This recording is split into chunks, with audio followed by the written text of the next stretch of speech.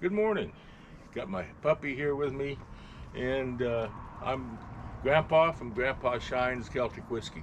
And today we're doing step 2 of our Irish whiskey. Now, a couple of things I didn't tell you, part 1, kind of why I did the grain bill that I did. Um,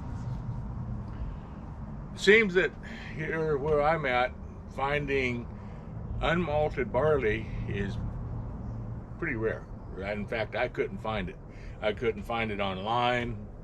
Um, and if you look at the looking at maybe doing some cattle feed, uh, everything I found that had was barley also had molasses or some kind of addition to it besides just barley. So that's why most Irish whiskeys are made with some unmalted barley, and I couldn't get it. So that's why I went with more corn and more oatmeal, as mainly the oatmeal, a lot heavy on the oatmeal to give it kind of that unmalted barley flavor, if you will, or also gives it a little thicker mouthfeel. Just add some different flavors to it. So that's why I went with the heavy on the oatmeal and heavy on the corn, and basically the malted barley was kind of just enough to add some flavor, but also to get the enzymes working to convert this to the grains to sugar. So that's where we're at. So this stuff has fermented for about a week and a half now, and it seems to be done.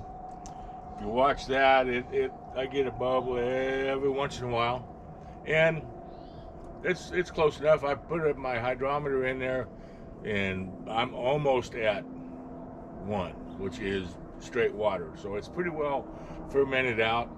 I think I got 1.001. There's 1.002, which is almost straight water. So it should be good. However, I don't know if you can see it. Got a line. Oh, there's my dog. Come on, puppy. There's a line right here where everything settled out of it. I should say everything. Most of the fines that got through my screen settled out, and it's right here. So I've got quite a bit that I'm going to lose here. That's just settled out. That's why I was pushing for about 7 gallons when I mashed in, because I knew I was going to lose a lot to the fines as they settled out. So hopefully this will give me probably 4.5 gallons of actual wort that can be distilled out. There it is. It's very faint. Right there is that line, and everything down there is under that is fines that have filtered out. Rack it off, just like you do making beer. Rack it off and put it in a heat-proof container, basically a kettle, stainless steel kettle, and we'll go from there. All right, so the way this works is I'll rack this off and put it in my kettle, and then I let the brownies, or if you Scottish accent, brunies, come in and distill it tonight. For those of you who don't know what a brownie or bruni is, they're basically similar to a house elf, like in Harry Potter, but different. They are not slaves to the house. They can come and go as they please, and my brownies enjoy distilling out, and so they usually only work at night, though they'll be doing that tonight, and tomorrow I'll have my spirits ready to play with, or to actually I'll make my cuts from what they give me. They usually take the heads and the foreshots, which is fine. Makes a good cleaning agent, because I mean that's kind of what they do. They like to clean house. I wish they would spend more time inside my house, but they like to do this too. I'll put a link down below, I guess. Figure out how to do that on brownies, and there's a video on that kind of explains brownies and what they are, how they do. Very interesting. So let's get on with it.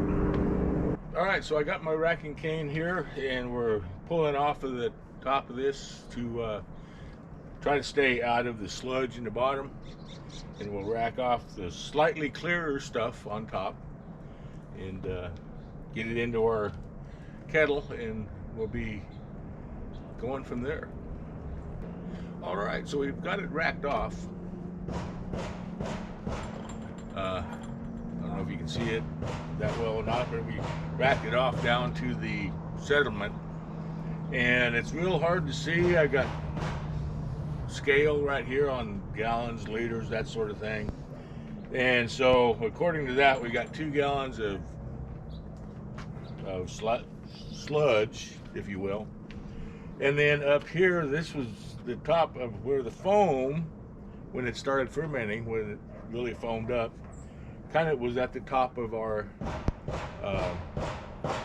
liquid or wort mash, and that was just under 7 gallons.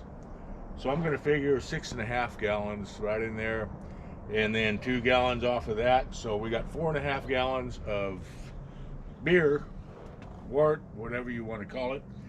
And if I remember right, there are some feints left over from previous projects, and so we'll probably put that in there as well. It was maybe 2 pints, okay, a quart basically of feints. Feints are are maybe some of the heads, some of the tails of previous runs that still good, lots of alcohol in them, but they just don't have the right flavor, if you will. Heads are really nasty, turpentine. Tails start to get to smelling like wet newspaper, almost like wet dog. Can get that bad. I usually don't bother with that stuff, because it could taint whatever you put it in there. So yeah, just some leftovers, I guess, if you will, and we'll have some leftovers from this, I'm sure. Not much, but some, and we'll go from there.